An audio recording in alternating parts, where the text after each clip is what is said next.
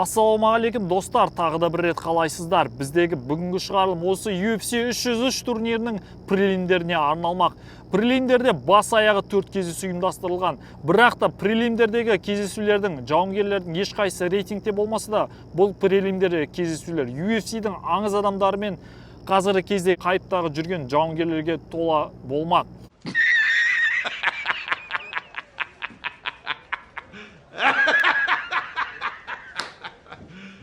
Ты серьезно?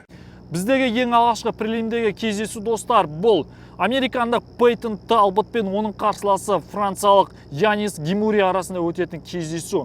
Жалпы осы Пейтон Талбот деген кезде қазіргі кездегі осы 25 жасқа дейінгі келе жатқан UFC-дағы жас жауынгерлердің, хайптағы жас жауынгерлердің бірі осы дәл Пейтон Талбот. Пейтон Талбот нокауттық күші өте керемет дамыған жауынгерлердің бірі, және де Янис Гемуриге қарсы кездесуде бұл Пейтон Талбот дәл қазіргі сәтте фаворит болып отыр сарапшылардың пікірі бойынша. Одан кейінгі тоқталатын кездесу достар, бұл ерлер арасында 66 кг салмақта өтетін канадалық Чарльз Жордейн мен оның қарсыласы Джейн Сильва арасында өтетін кездесу. Бұл кездесу достар, ерлер арасында 66 кг салмақта өтетін, тағы да бір рет атап өтейін. Бұл қос жауынгері дәл қазіргі сәтте рейтингке кірмегенмен, бұл жауынгерлердің әрқайсысының жалпы төбелесу стильдері ерекше дамыған. Әсіресе біз осы канадалық Чарльз Жордейннің джиу-джитсу стилі өте керемет дамыған атап өтуіміз керек. Соңғы кездесулеріне тоқталатын болсақ, Чарльз Жордейн бұл соңғы кездесуінде американдық Шон Вудсонға UFC 297 турнирінде Канаданың Торонто қаласында өткен кездесуде жеңілген болатын. Ал оның қарсыласы Джейн Сильваның соңғы кездесуіне тоқталатын болсақ, бұл жауынгер соңғы кездесуінде американдық Уилсон есімді жауынгерді UFC Fight Night'та осы жылдың қаңтар айында жеңіске жеткен екен. Одан кейінгі тоқталатын кездесу достар, біздегі бұл американдық аты аңызға айналған WEC мен одан кейінгі қазіргі кездегі UFC-дің аңыз адамдарының бірі Кап Суонсон, яғни 66 кг салмақта өтетін кездесу. Американдық Кап Суонсон мен оның қарсыласы тағы бір аңыз адам. Осы UFC-дағы ардагер жауынгерлердің бірі тағы бір американдық Андре Фили арасында өтетін кездесу достар.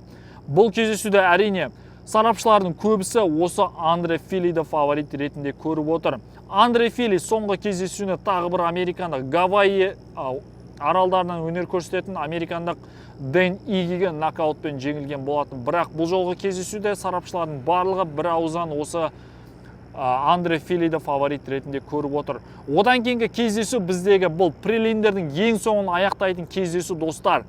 Американдық 84 килограммда өнер көрсететін жауынгер Джо Пайфер мен оның қарсыласы канадалық Марк Андре Беррио арасында өтетін кездесу.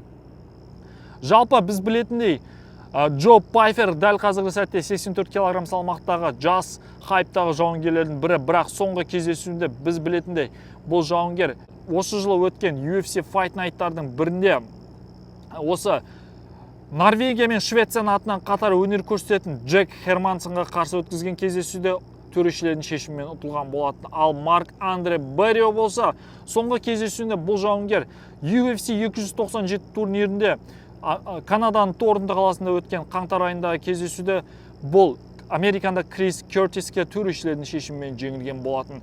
Бұл кездесуде достар, сарапшылардың барлығы бір ауыздан американдық Джо Пайферді фаворит ретінде көріп отыр. Достар, міндетті түрде осы прелимдағы аталған 4 кездесуде кімді жеңімпаз ретінде көресіздер? Міндетті түрде комментарийға жаза кетіңіздер. Бастысы каналға жазылып, комментарий қалдырып, лайк басуды ұмытпаңыздар достар. Күндеріңіз сәтті өтсін.